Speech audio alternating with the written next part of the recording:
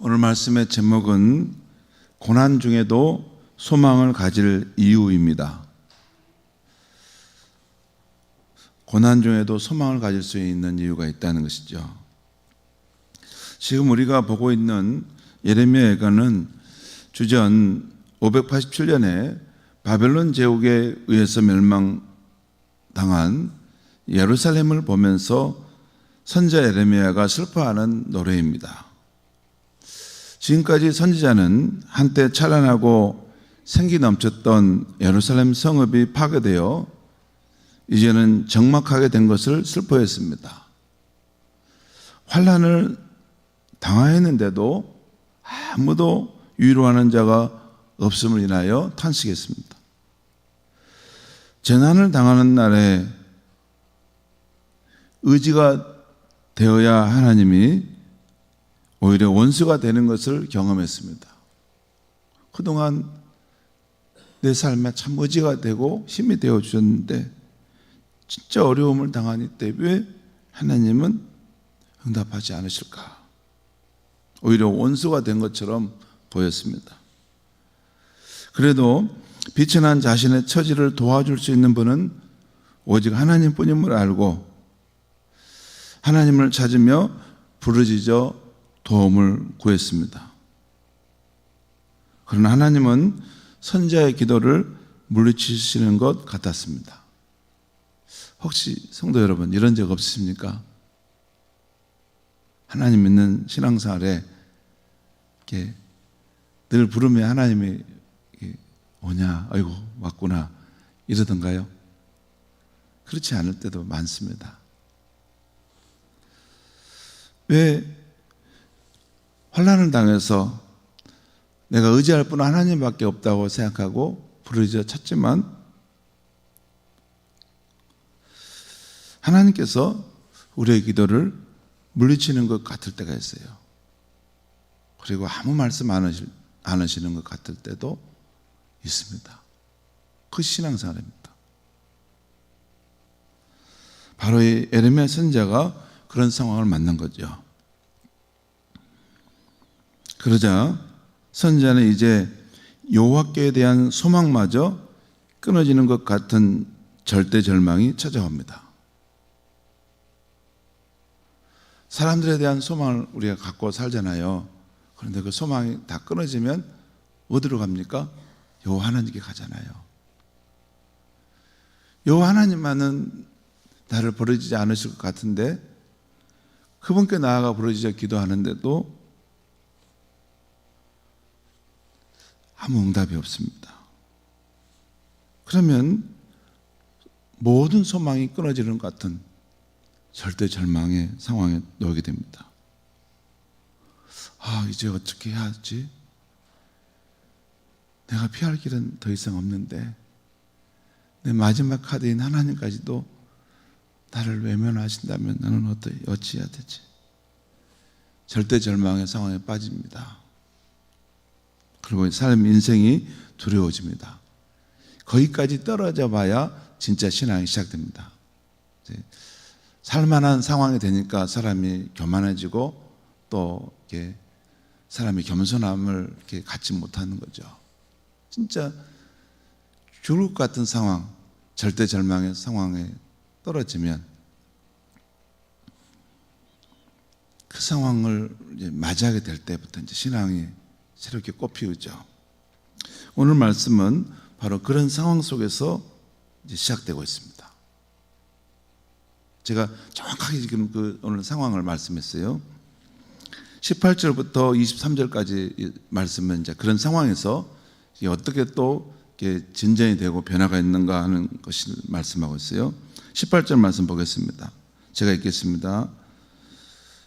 18절부터 23절까지 제가 쭉 읽어가면서 잠깐 설명하겠습니다. 스스로 이르기를 나의 힘과 여호와께 대한 나의 소망이 끊어졌다 하였도다. 여호와께 대한 소망이 끊어졌다는 것이죠. 19절 내 고초와 재난 곧 쑥과 담즙을 기억하소서.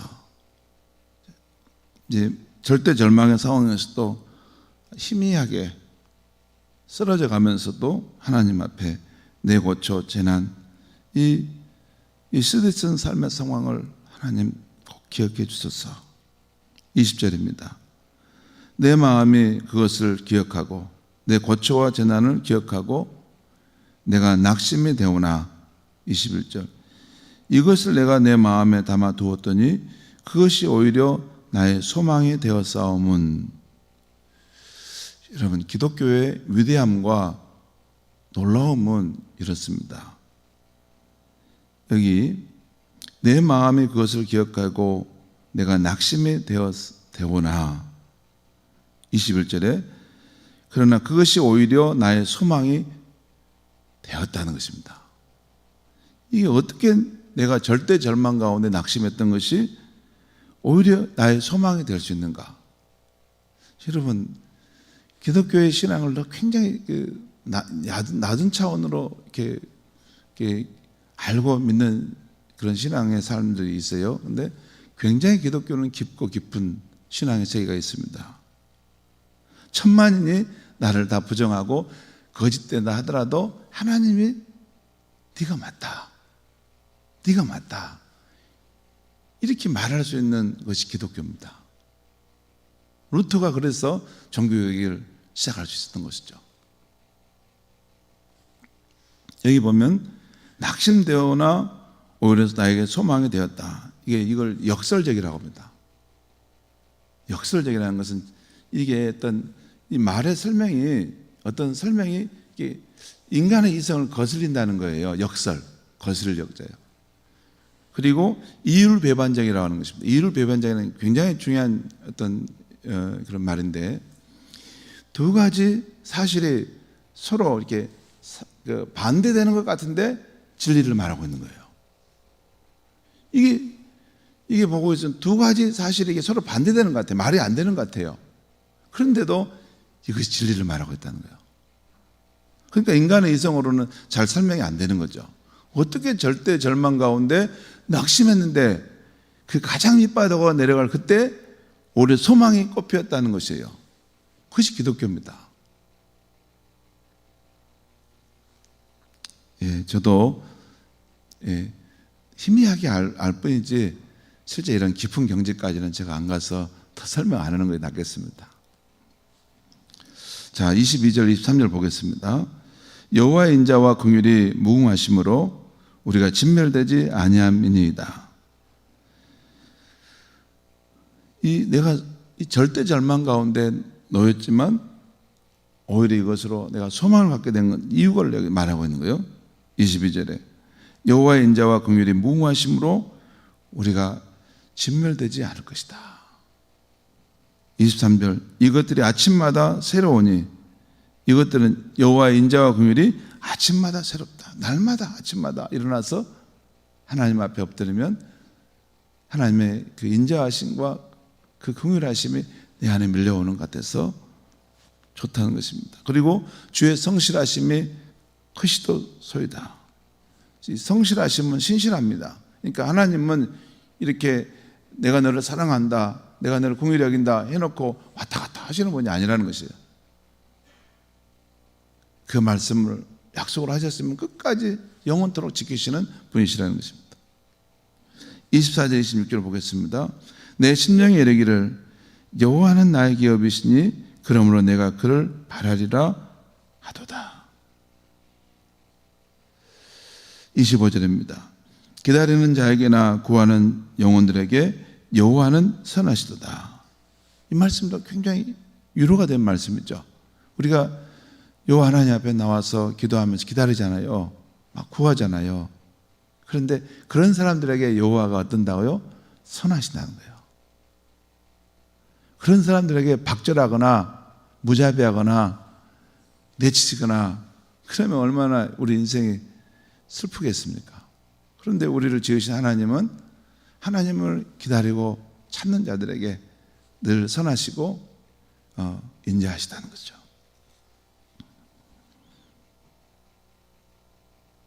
그래서 이 선지자의 권면은 사람이 여호와의 구원을 바라고 잠잠히 기다리는 것은 참 좋은 일입니다라는 말이에요. 그 말이 좋도다. 그 다음 내용은 사람이 무거운 멍에를 매는 상황을 당해도 또 치욕스러운 상황을 당해도 여호와 앞에 잠잠히 기다리는 것이 좋다고 선지자는 권면하고 있어요. 그 이야기입니다. 그런데 여기 보면 제가 말씀 오늘 묵상하다가 참 여기 30절에 이런 말씀이 있어요. 자기를 치는 자에게 뺨을 돌려대어 치욕으로 배불릴지어다. 참 이런 말씀 누가 받고 싶지 않죠? 예, 치욕으로 배불린. 여러분 이 부끄러움을 당하는 거, 이게 그 수치를 당해야 하는 그 상황 속에서 이렇게 배불림을 당한다는 거, 지금 그 말이에요.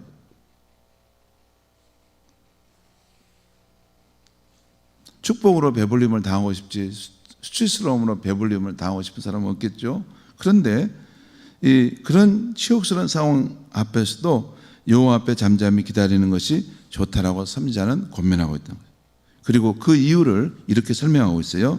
31절 33절 말씀 보겠습니다. 31절 33절 이는 주께서 영원하도록 버리지 아니하실 것임이며 치욕을 당할지라도 영원히 그렇게 하지 않는다는 것입니다. 또 32절 그가 비록 근심하게 하시나 그의 풍부한 인자하심에 따라 긍휼히 여기실 것입니다. 하나님께서 비록 우리가 잠깐 근심하게 하실 수 있지만 하나님의 크신 긍휼하심 안에서 여러분과 저를 짠하게 여겨주신다는 거예요. 긍휼하게 여긴다는 말은 짠하게 여겨준다는 거예요. 우리 인생을. 아버지가 자식을 기를 때 이렇게 자식이 자기 힘으로 막 해보려고 하는데 그 능력이 안 돼서 못하는 모습을 보잖아요. 그럼 짠하잖아요. 제가 저렇게 인생의 꿈을 가지고 이렇게 해보려고 하는데 안 돼가지고 포기를 하는데 그거 볼 때 짠한 모습을 느끼지 않습니까? 아버지는 자식을 위해 다 좋은 것도 주고 싶은 건데 하나님도 우리를 향해 그러는 거죠. 우리가 잘하지 못해서 이렇게 애타하는 그 모습을 볼 때 이렇게 긍휼히 여기신다는 것이죠. 33절 주께서 인생으로 고생하게 하시며 근심하게 하심은 본심이 아니시로다. 그러니까 우리 인생에 고생도 있고 근심의 그런 상황도 있는데 때때로 이것은 하나님께서 이 부분들을 우리가 통과하게 하실 때가 있다는 거예요. 그런데 그 자체가 하나님의 본심이 아니라는 거예요. 우리가 고생하고 근심하고 또 괴로움 당해서 인생을 절망하고 살아라, 이게 하나님의 본심이 아니라는 거예요. 그 자체가 아니고 하나님은 더 좋은 뜻과 더 깊은 뜻이 있다는 거예요. 그러니까 우리가 항상 우리가 왜 저를 있는데 고생하고 이렇게 어려움을 당하나? 그럴 때 불평하지 마실 것은 그것이 하나님의 본심이 아니라 하나님의 더 깊은 뜻이 있고 더 좋은 뜻이 있어서 지금 그 과정을 통과하고 있다는 거예요. 그 말씀입니다. 제가 바르게 해석한 겁니다. 분명히 하나님, 우리 인생에 그런 순간들이 있는데 왜 나를 이렇게 괴롭게 하시고 힘들게 하시는가? 하나님은 안 도와주신가?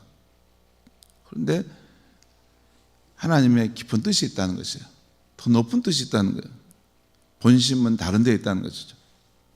성도 여러분, 오늘 아침 말씀은 인생의 무거운 멍에를 메고 있는 우리에게 또 고난 중에 괴롭고 치욕적인 상황을 당한 그런 이들에게 참 소망이 되는 말씀입니다. 오늘 아침 선지자가 깨달은 진리는 우리 성도는 고난 중에서도 소망을 가질 수 있는 이유가 있는데 그 이유가 무엇입니까?